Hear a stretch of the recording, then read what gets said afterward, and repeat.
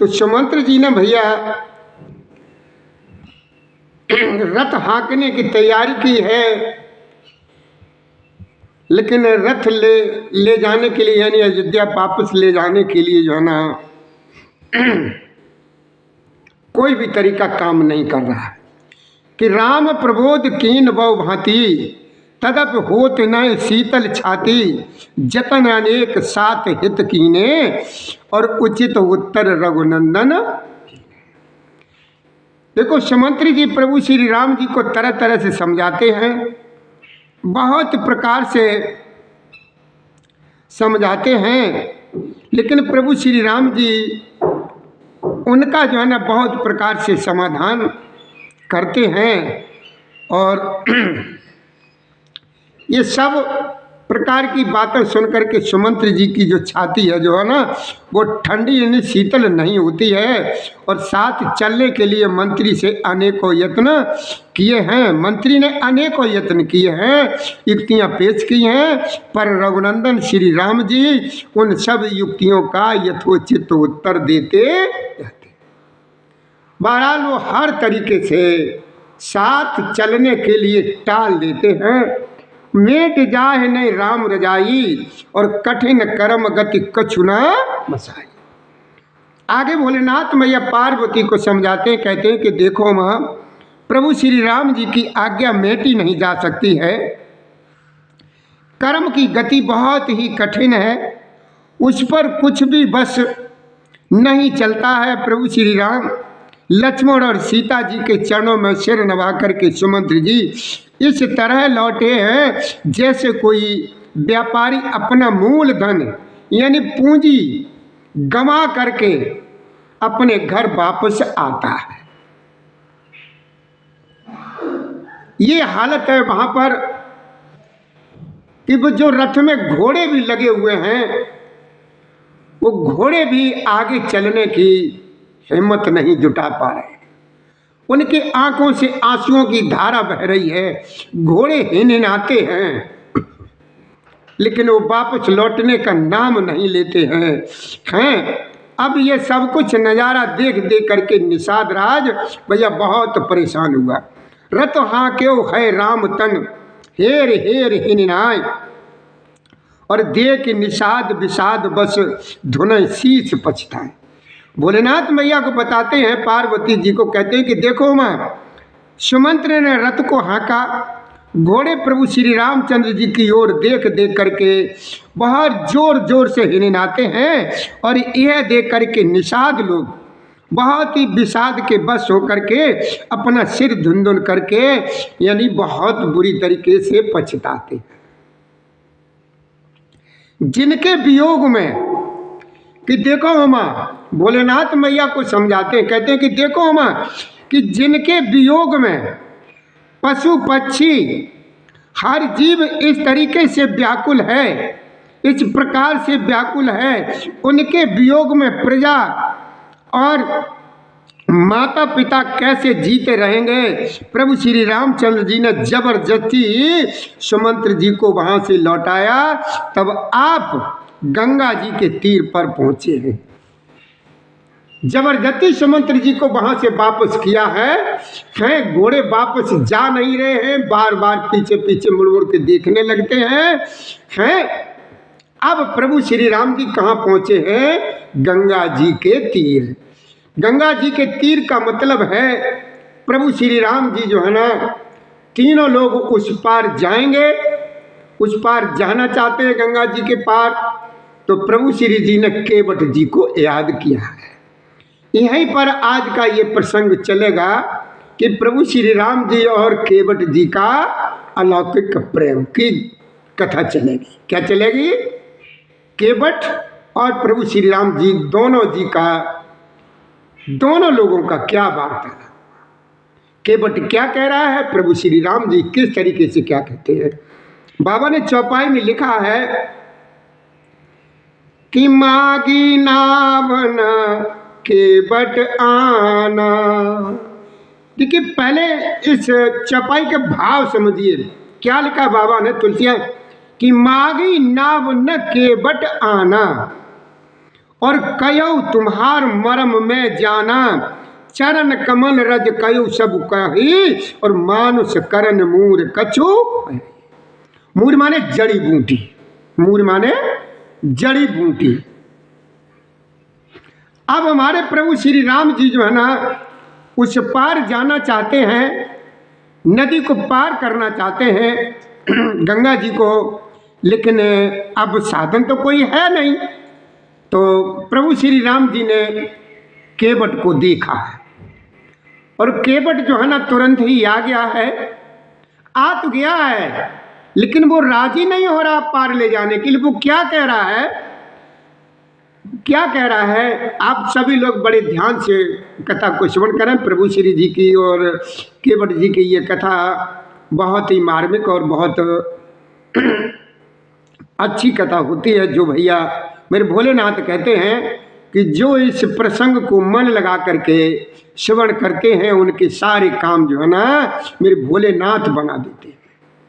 जो भी उनकी इच्छाएं होती हैं, जो भी उनकी तमन्नाएं होती हैं, जो भी उनकी बिगड़े काम होते हैं, मेरे भोलेनाथ इनकी प्रभु श्री जी और केवट की कथा श्रवण करने से सारे काम यथावत बनाते चलते हैं।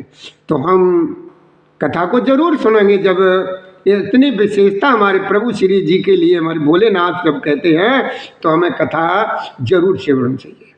और ये हमारे सभी भाइयों से, सभी बहनों से, सभी लोगों से ये निवेदन है, अगर आवाज़ पहुंच रही है तो थोड़ा सा ध्यान जरूर देते रहिए। इन्हीं कथाओं के, इन कथाओं से मतलब प्रभु श्री जी का नाम श्रवण करने से, हृदय में उतारने से ही मेरा बेड़ा पार होगा, और किसी से न। कोई ऐसी तरकीब, ऐसी दवा, ऐसी मूर, ऐसी वो नहीं है जिससे हमारे कोई मदद करे प्रभु के अलावा। देखिए, जब हम डॉक्टर के पास जाते हैं, और डॉक्टर भी जी हिम्मत जब हार जाता है, तो भी जो है ना वो भी भगवान के हवाले छोड़ देता। वो भी कह देता है कि भैया अब इनको ले जाओ, इनको खूब खिलाना पिलाना, जैसा जो चाहे उनके साथ ये जो है ना, हाँ, जो भी मांगे उनको ये देते रहना, और जाकर के महामृत्युंजय मंत्र का जाप करो। भगवान के भरोसे वो भी छोड़ देता है। तो हम क्यों ना भगवान की शरण में जाएं, भगवान की कथा क्यों ना सुने। तो बाबा क्या कहते हैं, तुलसीदास जी ने जो चौपाई में लिखा है, मागी नावन के बटवाना, और कहे तुम्हार मरम में जाना, चरण कमल रज कौ सब कही, अरे मानुष करन मूर कछुअहि। क्या कहते हैं केवट जी, क्या कह रहे हैं प्रभु श्री राम जी से? प्रभु श्री राम जी ने आज केवट जी से भैया पार जाने के लिए नाव मांगी है, नाव मांग रहे हैं, लेकिन वो केवट जो है ना नाव नहीं लेकर के आ रहा है, वो नाव नहीं लेकर के आ रहा। आज हमारे प्रभु श्री राम जी जो है ना आज केवट के हाथ जोड़ रहे हैं, विनती कर रहे हैं, लेकिन केवट नहीं आ रहा है। वो क्या कह रहा है? वो कहने लगा कि मैंने तुम्हारा सब कुछ भेद जान लिया है, कि तुम्हारे चरण कमलों की धूल के लिए सब लोग कहते हैं कि है मनुष्य बना देने वाली कोई जड़ी बूटी है। ये क्यों कहा उन्होंने? ये केवट जी ने क्यों कहा? कि देखिए प्रभु श्री राम जी और विश्वामित्र जी जब कहाँ आ रहे थे, जनकपुर, ये धनुष यज्ञ का कार्यक्रम जब चला था, तो प्रभु श्री राम जी और विश्वामित्र जी जब जनकपुर के लिए आए थे, तो रास्ते में वो आश्रम पड़ा था। कौन? गौतम ऋषि वाला आश्रम जो पड़ा था है, तो उस आश्रम में वो पत्थर की शिला जो पड़ी हुई थी, और वो शिला आकर के थी कौन? वो गौतम ऋषि की पत्नी अहिल्या थी। पता नहीं कौन जमाने की गौतम ऋषि के ही श्राप से वो पत्थर की शिला बनी पड़ी हुई थी। तो उस शिला में प्रभु श्री राम जी के चरण कमल की रज ही छू गई थी। इससे वह ना प्रभु श्री जी के सामने राम राम कह करके बैठ गई थी। वो पत्थर की शिला जब स्त्री बन गई तो वो क्या कहता है कि प्रभु मेरी तो ये जो है ना नाव काय की है, काठ की। इस तरीके से प्रभु जी को बार बार जो है ना समझाता है, कहता है कि प्रभु मैं नहीं तुमको चढ़ाऊंगा। कि छुअत शिला भई नार स्वाही और पाहन तैन काठ कठिनाई और तनिक मुन कि तरने मुन धरनी गरनी हो जाई और बाट परे मोरी नाव उड़ाई। क्या कहता है कि हे प्रभु मेरी तो ये काठ की नाव है और हमारे कोई दूसरा कोई धंधा भी नहीं है, कोई बिजनेस भी नहीं है, हम कुछ जानते भी नहीं है। मेरा परिवार जो है ना इसी से पलता है, हम इसी से पालन पोषण पर करते हैं। और अगर ये भी अगर कहीं स्त्री बन गई और ये उड़ गई तो हम क्या करेंगे? नहीं प्रभु हम ऐसे जो ना आपको अपनी नाव पर किसी भी तरीके से नहीं चढ़ाएंगे। और प्रभु श्री राम जी हाथ जोड़ रहे हैं और केवट जो है ना इसी तरीके से प्रभु जी को बहला रहा है कि जिनके छूते ही पत्थर की शिला सुंदरी स्त्री हो गई। मेरी नाव तो ये काठ की है, काठ पत्थर से बहुत कठोर तो होता नहीं है, बहुत मुलायम होता है। मेरी नाव भी अगर मुनि की स्त्री हो जाएगी तो इस प्रकार मेरी जो है ना नाव उड़ जाएगी, मैं तो लुट जाऊंगा अथवा रास्ता मेरा रुक जाएगा जिससे आप पार ना हो सकेंगे और मेरी रोटी रोजी है ना मारी जाएगी।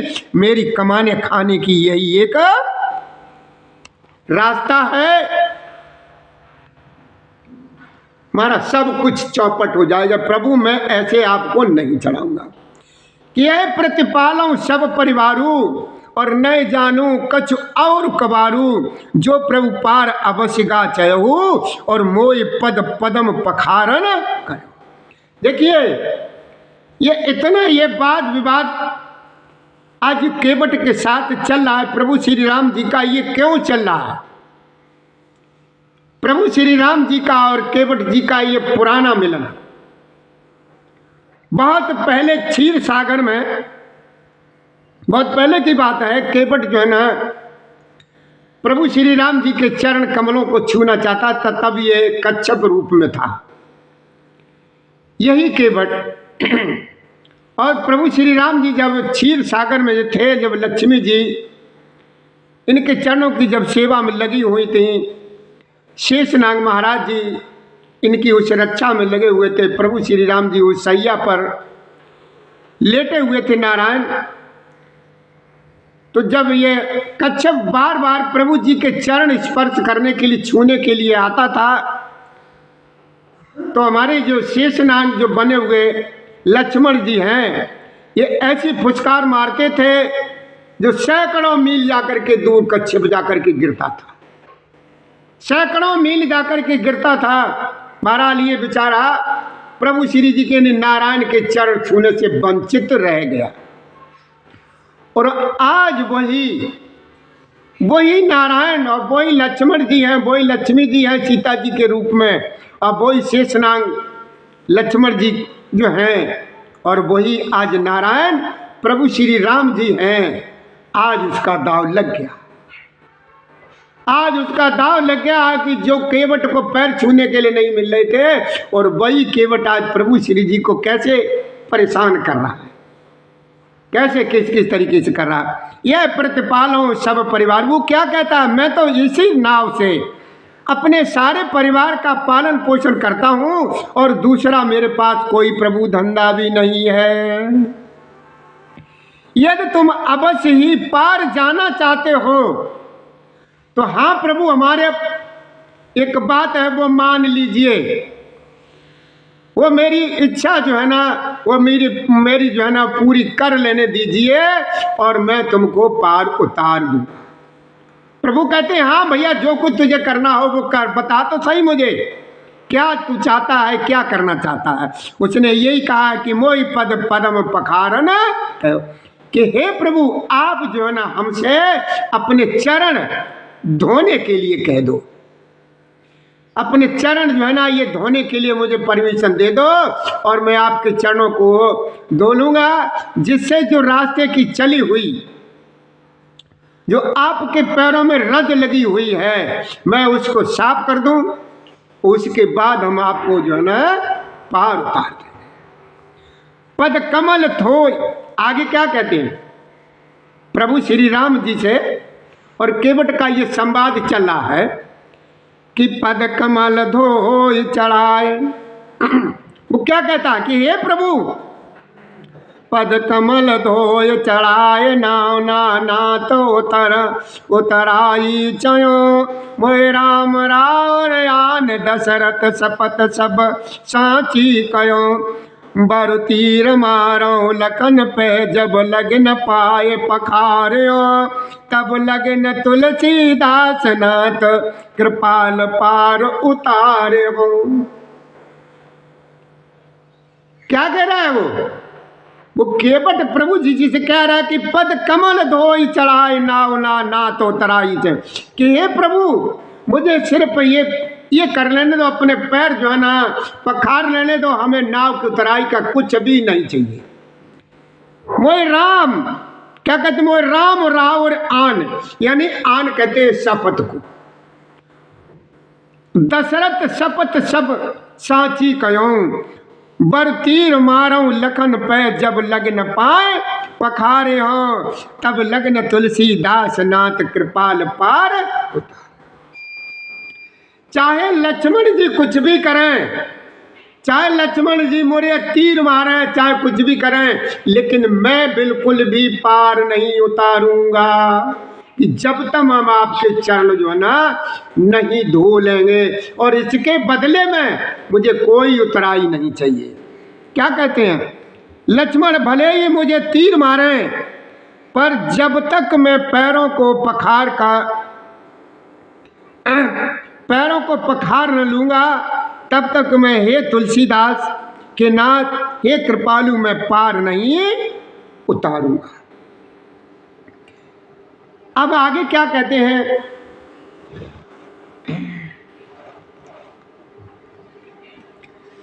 प्रभु श्री राम जी सुन रहे हैं, अब वो पता नहीं जाने क्या क्या कह रहा है। आगे कहते हैं तुलसीदास जी ने सोटे में लिखा है कि प्रेम लपेटे अटपट सुन के बट के बैन, और जानकी लखन तन बेसे करुणाएन चित। किधर चित है? जानकी जी की तरफ। जब वो केवट इस तरीके से पता नहीं तरह तरह से क्या कह रहा है, तो प्रभु श्री राम जी किन की तरफ देखने लगे हैं? जानकी जी की तरफ। जब जानकी जी की तरफ जब देखने लगे प्रभु श्री राम जी, तो जानकी जी ने तुरंत मन में ताड़ लिया कि मेरे प्रभु जी के पास जो है ना इस केवट को कुछ देने के लिए इनके पास नहीं, यानी जो पार उतारेगा, यानी नाव को उतराई देने के लिए प्रभु जी के पास कुछ नहीं है, इसलिए प्रभु श्री जी कुछ नहीं आदेश दे रहे। कृपा सिंध बोले मुस्काई, सोई कर जे तब नाव न जाई, बेग आन जल पाए पखारू, हो तो विलंब उतारे। प्रभु जी कहते हैं कि देख भैया, तुझे जो कुछ भी करना है, जो कुछ भी करना है तू कर, लेकिन अब देर मत कर, जल्दी कर, मुझे देर हो रही है। जो कुछ भी करना हो, तुझे पैर पखारना हो, जो कुछ भी करना हो तू कर, लेकिन जो है ना मुझे पार कर। जा सुनाम सुमिरत एक बारा, उतर नर भव सिंध अपारा, सोई कृपाल के बटई नहीं हो रहा, और जय जग किए त्यों पगौते थोड़ा। देखिए, जिसका एक बार नाम लेने से, भोलेनाथ मैया को समझाते कहते हैं कि देखो माँ, एक बार जिनका नाम याद आ जाए, नाम लेने से ही मनुष्य अपार भव सागर के पार उतर जाता है। क्या कहते हैं भोलेनाथ की, देखो माँ, जिनका नाम याद आ जाए और एक बार अगर वो सच्चे मन से प्रभु जी का नाम ले लेता है, तो भव से पार उतर जाता है। और वो ही राम आज केवट से निहोरा कर रहे हैं।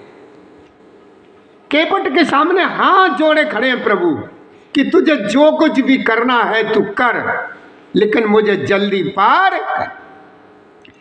कि प्राणनाथ देवर सहित कुशल कौशलाया, पूजे सब मन कामना सुजस रहो जग छाय।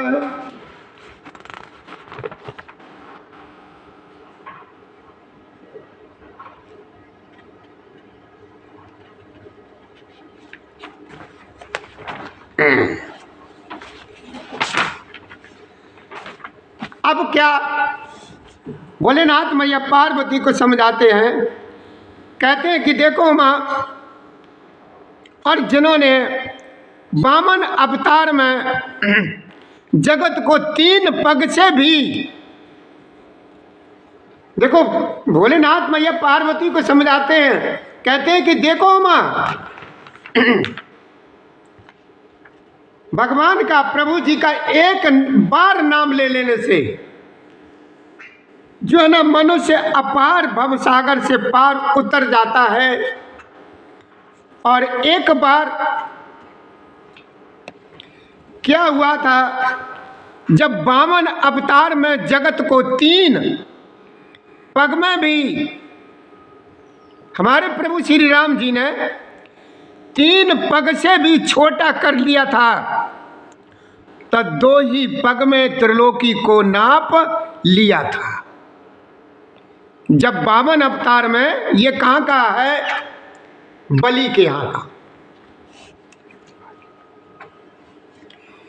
कि जब वो 3 पग जगह मांगी थी, हमारे नारायण ने उससे वामन अवतार में 3 पग जमीन मांगी थी, और 3 पग तो बहुत दूर, 3 पग तो हो भी नहीं पाए थे, 2 ही पग में जो है ना तीनों लोक प्रभु ने नाप लिए थे। क्या वो गंगा पार नहीं कर सकते थे? क्या वो गंगा पार नहीं कर सकते थे? कि देखो वहाँ वही कृपालु श्री रामचंद्र जी गंगा जी से पार उतरने के लिए केवट का निहोरा आज कर रहे हैं। पदनक निरक देव सर हर्षी, सुन प्रभु बचन मोय मत करसी, और केवट राम रजायस पावा, और पानी कठौता भर के ले आ गया, पानी कठबता भर ले आवा। इधर क्या हुआ, अब जैसे ही प्रभु श्री राम जी वहां पर पहुंचे हैं, और जब ये केवट और प्रभु श्री जी का आखिर को जो वो संवाद था, जो वो चाहता था उसने कर लिया। प्रभु जी ने जब आदेश दे दिया तो वो एक कठौता में गंगा जल को भर करके लेके आया है। तो गंगा जी बहुत प्रसन्न हुई प्रभु श्री जी के चरणों को देख करके। गंगा जी इतनी हर्ष हुई, इतनी प्रसन्न हुई है प्रभु जी के चरणों को देख करके कि खुशी का ठिकाना नहीं है गंगा जी का। बहुत खुश हैं। प्रभु के इन वचनों को सुनकर के गंगा जी की बुद्धि मोह से खिंच गई है कि वे साक्षात भगवान होकर भी पार उतारने के लिए केवट का निहोरा कैसे कर रहे। देखिए, नाम लेने से, नाम याद आ जाने से मनुष्य का भव सागर उतरना तय हो जाता है। और वही राम आज उस केवट के निहोरे कर रहे हैं गंगा जी को पार करने के लिए। परंतु समीप आने पर अपनी उत्पत्ति के स्थान पदनखों को देखते ही उन्हें पहचान कर देवनंदी गंगा जी बहुत प्रसन्न हो गई। वे समझ गई कि भगवान जो कर रहे हैं वो नरलीला कर रहे हैं। गंगा जी समझ गई कि ये प्रभु श्री राम जी जो है ना ये नरलीला कर रहे हैं, इससे उनका मोह नष्ट हो गया है और इन चरणों का स्पर्श प्राप्त करके मैं धन्य हो जाऊंगी। यह विचार करके वो हर्षित हो गई। केवट प्रभु श्री रामचंद्र जी की आज्ञा पाकर के कठौती में भरकर जल लेकर के आया है। हरे अति आनंद उमगे अनुरागा और चरण सरोज पखारन लागा। अब देखिए प्रभु श्री जी ने उसके सर पर एक हाथ रखे हुए हैं। वो केवट जो है ना प्रभु जी के चरण धो रहा है। प्रभु जी कह रहे हैं कि भैया जल्दी कर, हम तो गिरे जा रहे हैं, तू इतनी देर लगा रहा है। तो केवट क्या कहता है? केवट इतना खुश है कि वो सब कुछ भूल ही गया है। वो कहता है कि प्रभु आप गिरे जा रहे हैं तो चिंता क्यों कर रहे हैं? अपना एक हाथ जो है ना मेरे सिर पर रख लीजिए, सर का सहारा ले लीजिए। प्रभु से कहता है वो केवट, अति आनंद उमग अनुरागा और चरण सरोज पखारन लागा और बरस सुमन सुर सकल से आई और यह सम पुण्य पुंज को। आकाश से फूलों की वर्षा होने लगी है। देवता लोग फूलों की वर्षा करने लगे हैं। देवता लोग कहते हैं कि इस केवट के समान कोई पुण्यवान नहीं है, जो देखिए भगवान से किस तरीके से बात कर रहा है। भगवान ने कहा रे भैया तू जल्दी कर, हमारा जो है ना पैर जो है ना थक गया है। तो आखिर में उसने अपने दोनों हाथ प्रभु जी के अपने सर पर रखवा लिए। इतना तेज है, इतना चालाक है। कुछ चालाकी को हमारे प्रभु जी सब कुछ जानते हैं, लेकिन आखिर में मेरे राम जी ये नर लीला कर रहे हैं। क्या कर रहे हैं? नर लीला कर रहे हैं। प्रभु जी के दोनों हस्त कमल उसने अपने ऊपर रखवा लिए हैं। उसके बाद फिर नजारा देखो उसका क्या होता है। पद पखार जल पान करे आप सहित परिवार और पितर पार कर प्रभु पुण्य मुदत गयो ले पार। अब जो है ना उस केवट ने प्रभु श्री जी का जो पद पखारा हुआ जो जल था, उसने अपने पूरे परिवार को, जो रिश्तेदार थे, जिनको सबको जो है ना अमृत पान करा दिया। वो चरणामृत सबको करा दिया, सबका उद्धार कर दिया।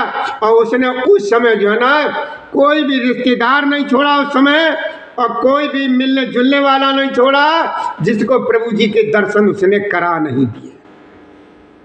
और जब जो प्रभु जी को पार कर दिया उसने, हैं, जब सब कुछ मन की जब कर ली है, तो वो नाव लेकर के प्रभु जी को पार उतारने की बड़ी प्रसन्नता की बात। और देखिए बड़ी ध्यान देने वाली बात बाबा ने क्या लिखा है, बड़ी ध्यान देने वाली बात है कि उतर ठाड़ भय सुरसर रेता और सी राम गु लखन समेता केवट उतर दंडवत कीना और प्रभु सकुचाए नए कछु दीना।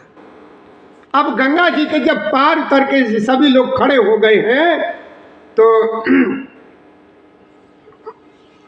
प्रभु जी के मन में आया, प्रभु जी सकुचा रहे हैं कि मैंने इसको कुछ दिया नहीं है, इसलिए इस तरीके से ये कर रहा है, इसलिए ये कर रहा है। तो जानकी जी तुरंत समझ गई। जानकी जी ने अपनी अंगूठी उतारी और प्रभु जी को दे दी कि ये इसको दे दो। केवट उतर दंडवत कीना और प्रभु सब कुछ है नए कछु दीना। निषाद और लक्ष्मण सहित श्री सीता जी और प्रभु श्री रामचंद्र जी नाव से उतर कर गंगा जी के रेत पर बालू में खड़े हो गए। तब केवट ने उतर के दंडवत की। उसको दंडवत करते देख करके प्रभु को संकोच हुआ कि इसको मैंने कुछ उतराई में दिया नहीं। अब क्या हुआ कि पियहिया की असिय जानन हारी और मन मुदती उतारी कयऊ कृपाल ले उतराई और केवट चरण गए अकुलाई। जानकी जी ने प्रभु श्री जी ने अपनी एकदम जानकी जी ने अपनी एकदम ऐसे अंगूठी उतारी और प्रभु जी को ऐसे समर्पित की है और उस केवट को वो अंगूठी दे रहे हैं, लेकिन जो ना केवट नहीं लिया, हाथ जोड़े हुए कि सिय जानन हारी। सीता जी ने तुरंत जान लिया प्रभु जी के अंदर की बात को, हृदय की, कि प्रभु जी के पास कुछ है नहीं, उसको कुछ देना चाहते हैं लेकिन मेरे मालिक के पास कुछ है नहीं है। तो सीता जी ने जो है ना तुरंत वो अंगूठी उतारी और प्रभु जी को समर्पित कर। प्रभु जी उसको दे रहे हैं लेकिन वो ले नहीं रहा है, प्रभु जी के सिर्फ चरणों को पकड़े। क्या कहता है वो?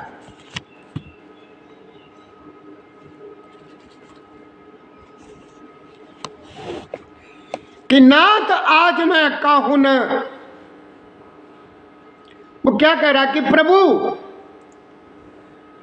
आज हमने क्या नहीं पाया, कि नाथ आज मैं काहन पावा और मिटे दोष दुख दारिद्र दावा, बहुत काल में कीन मजूरी और आज दीन विधि बन भले।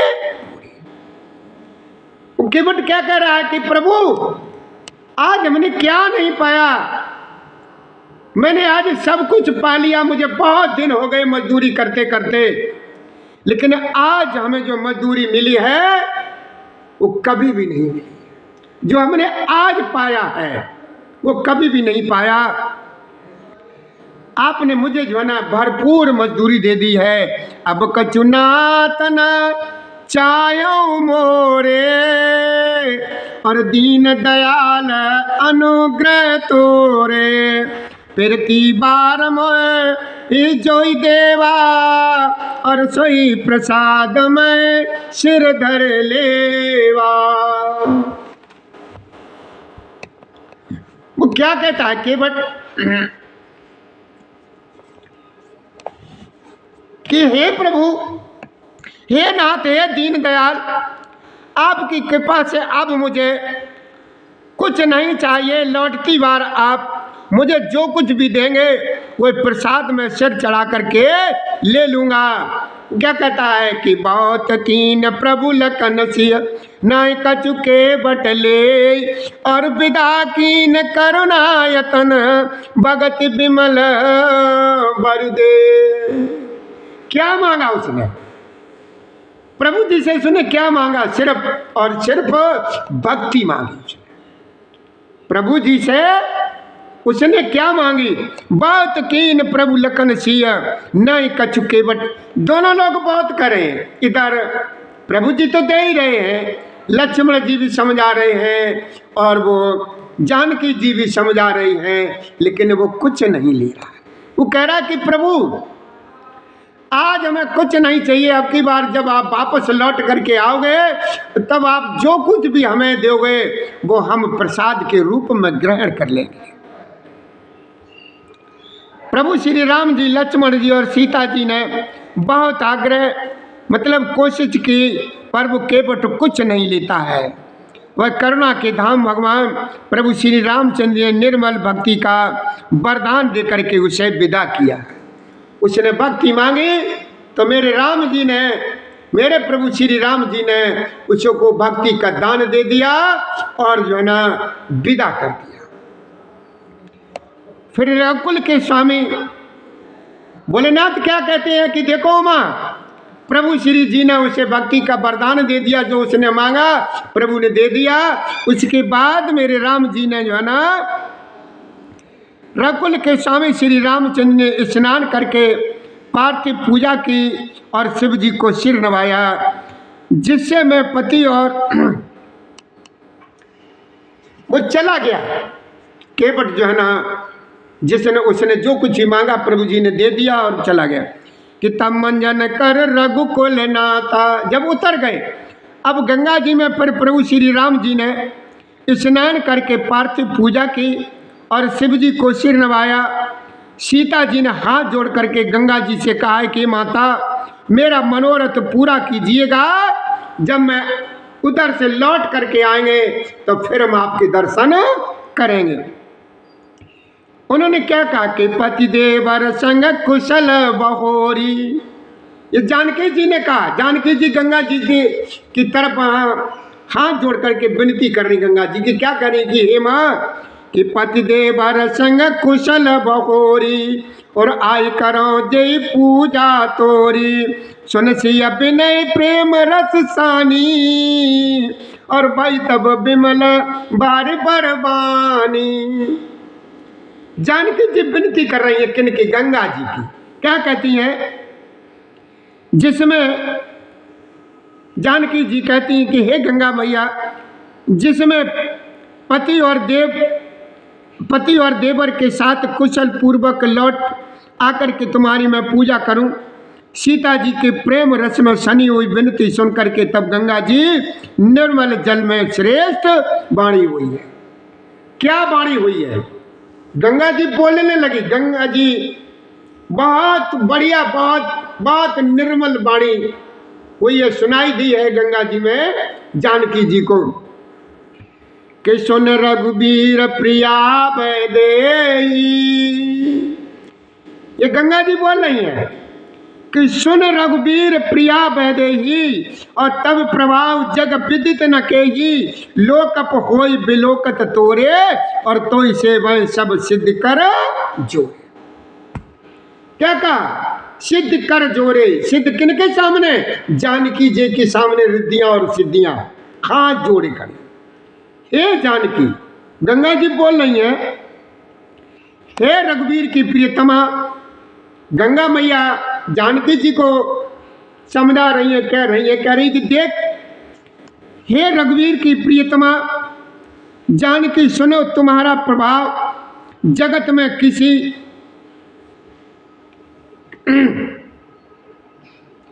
क्या कहती हैं कि जगत में किसे नहीं मालूम है। तुम्हारे कृपा दृष्टि से देखते ही लोग लोकपाल हो जाते हैं। सब सिद्धियां हाथ जोड़े तुम्हारी जो है ना सेवा करती है। तुमने जो तुमको आगे क्या कहती है गंगा जी? जानकी जी को भी समझाती हैं कि देख बेटी, तुमने जो मुझको बड़ी विनती सुनाई है, यह तो मुझ पर कृपा की और मुझे बढ़ाई दी है, तो भी हे देवी मैं अपनी बाणी सफल होने के लिए तुम्हें आशीर्वाद दूंगी।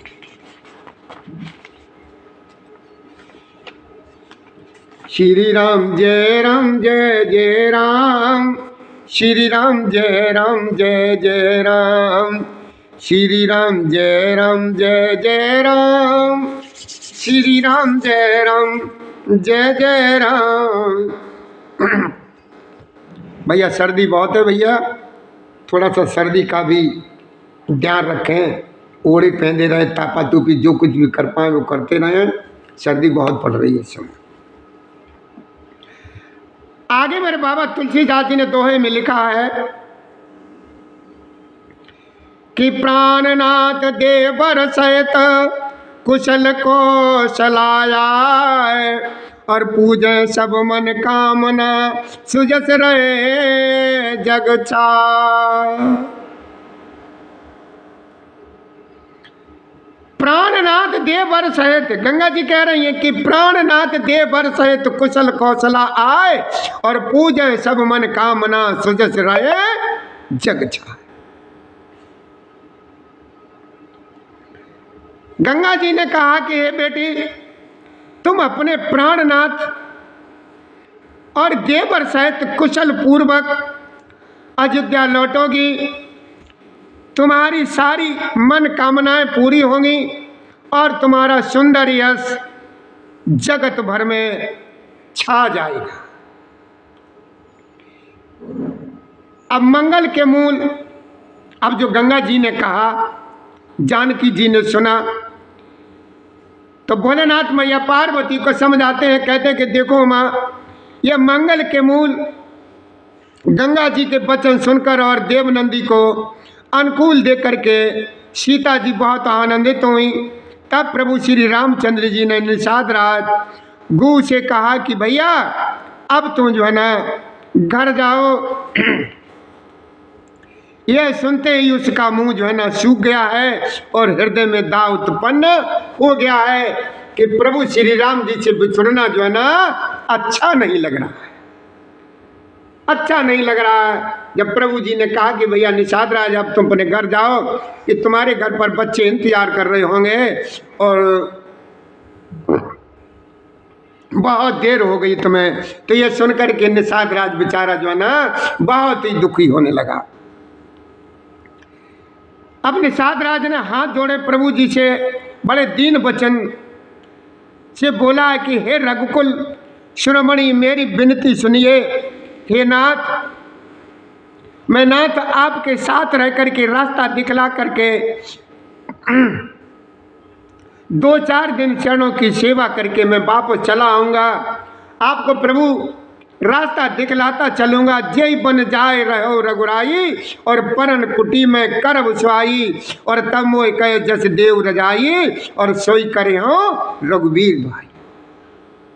भोलेनाथ मैया पार्वती को समझाते कहते कि देखो माँ, वो निषाद राज क्या कहता है, हे रघुराज, जिस वन में आप जाकर के रहेंगे वहाँ मैं सुंदर परम कुटी यानी पत्तों की कुटिया बना दूंगा। तब मुझे आप जैसी आज्ञा देंगे, मुझे रघुवीर आपकी दुआई है, मैं वैसा ही करूँगा। आपको रुकने के लिए आपके लिए पत्तों की पर्ण कुटी बना दूंगा कि प्रभु आप उसमें जो है निवास करना, और आप उस समय जैसी मुझे आज्ञा देंगे मैं वैसा ही करूंगा। सहज स्नेह राम लखितासु, और संग लीन गुरु गु हृदय हुलासु, और पुण्य ग्रह ज्ञात बोल सब लीने, और कर पर तोष विदा तबो। कि देखो मां, उसकी स्वाभाविक प्रेम को देखकर प्रभु श्री राम जी ने उसको साथ ले लिया। इससे गु के हृदय में बड़ा आनंद हुआ। फिर गु निषाद राज ने अपनी जात के लोगों को बुला लिया और उनका संतोष करा के सब उनको जो है ना विदा किया। किनको? जिनको उसने बुलाया। अब आगे की कथा ये सुनेंगे तो आप लोगों को भैया बहुत ही आनंद आएगा। तो आगे बाबा ने दोहे में लिखा है, भोलेनाथ मैया से कहते हैं कि तब तब गणपति शिव सुमेरे प्रभु, नाय सुर सर मात, सकाय अनुज सिय सहित बन गबन कीन रघुनाथ। मंगल भवन मंगलहारी, और उमा सहित और जपत पुरारी। राम जय राम जय जय राम, राम जय राम जय जय राम, श्री राम राम जय जय राम, श्री राम जय राम जय राम। बाबा ने क्या लिखा और भोलेनाथ ने भैया को क्या सुने? देखो हम उनको जो है ना उसने विदा कर दिया। तब प्रभु श्री रघुनाथ जी गणेश जी और शिव जी का ध्यान करके तथा गंगा जी को मस्तक नवा करके सका निषाद राज और छोटे भाई लक्ष्मण जी और सीता जी सहित वन को चले हैं। इससे आगे की कथा भैया श्रवण हम कराएंगे 2 मिनट के बाद। 2 मिनट के बाद कथा हम आपको श्रवण कराएंगे। तब तक भैया हमें समय दीजिए, मौका दीजिए। जय श्री राधे, जय श्री कृष्ण गोविंद हरे मुरारी। हे नाथ नारायण वासुदेवाय नमः।